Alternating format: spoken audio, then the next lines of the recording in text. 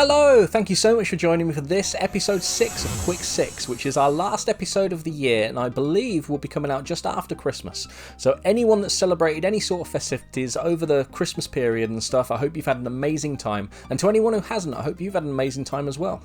So without further ado, my sensible adult is going to press the button. You know the format now. It's going to pick 2 games for us, which we're then going to go off and review. I'm going to do that 3 times. So let's go for it. Let's see what our first 2 games are for this festive episode of Quick 6. And we have, oh, that's very festive, isn't it? We have World Fighting on the PS2, and we have Xbox 360 Fast and Furious Showdown, which I don't think I've ever played, if I'm totally honest, so that'll be interesting. So yes, I will see you fighting the world. World Fighting on the PS2 is a budget title released in the UK by 505 Game Street in 2004.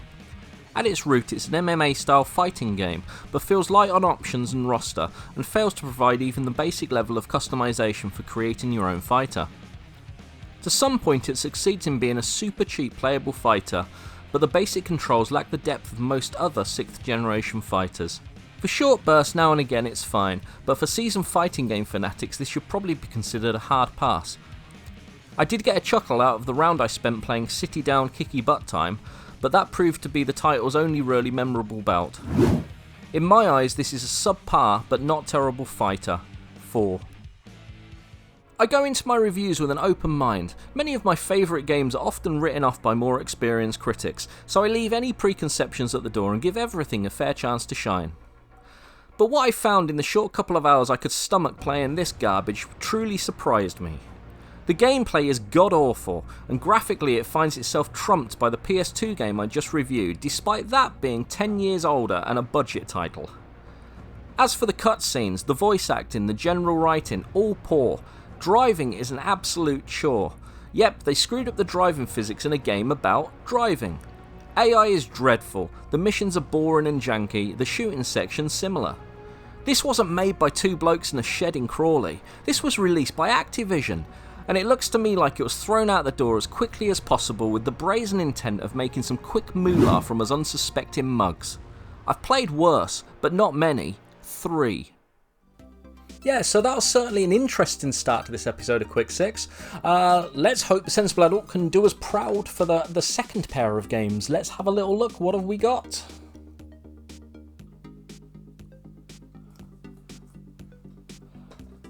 Okay, that's interesting.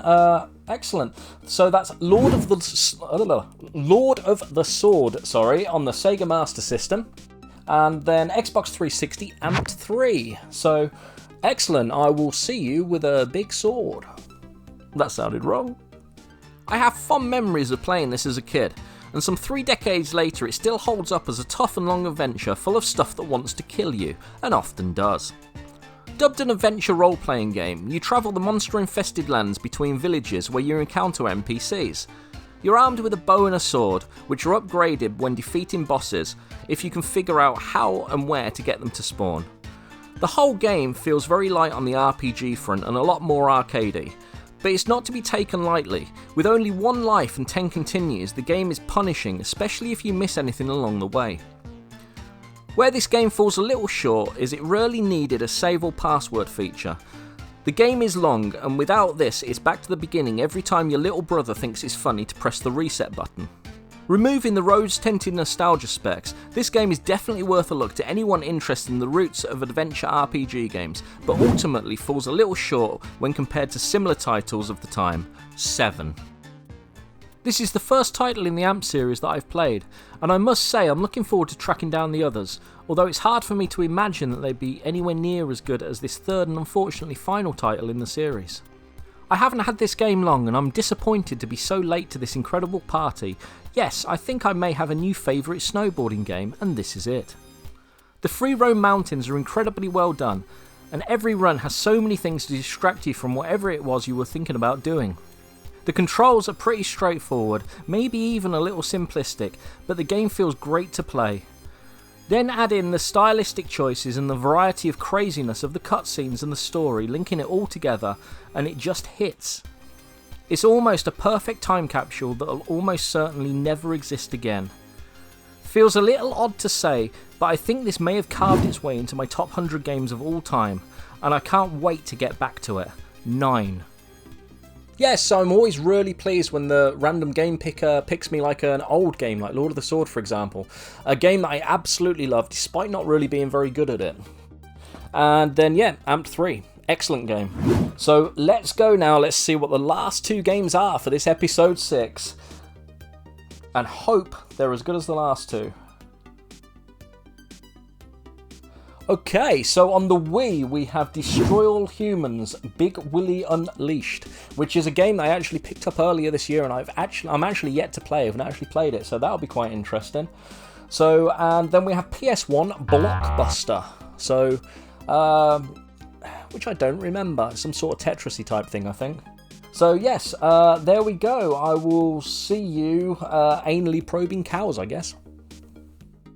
Destroy All Humans! Big Willy Unleashed is a Wii title in the franchise published by THQ in 2008. I've played a lot of games on the Wii over the years, and this is without doubt one of the worst. This is a classic case of shoehorning in motion controls at the detriment to the game actually being properly playable. What this game needs is a normal controller, like the Classics one, or a Gamecube pad, but no, they're not supported here. It's Wiimote and Nunchuck all the way, and I know other games have done this, but to control the camera and aim your weapon with the motion control is tiresome. I haven't played too far into this game through fear of losing the controller through the telly, but far enough to conclude that this is all one big Willy joke about feeding humans to humans in the form of fast food. Far enough to have a couple of sections feel reminiscent of Superman 64, far enough to feel like I need a shower, and certainly far enough to recommend avoiding this title at all costs. 3.5. And as if my day couldn't get any worse, the RNG has to sneak in a Phoenix game at the end as if to troll me. Sure, it's an Arkanoid ripoff, but I quite like Arkanoid.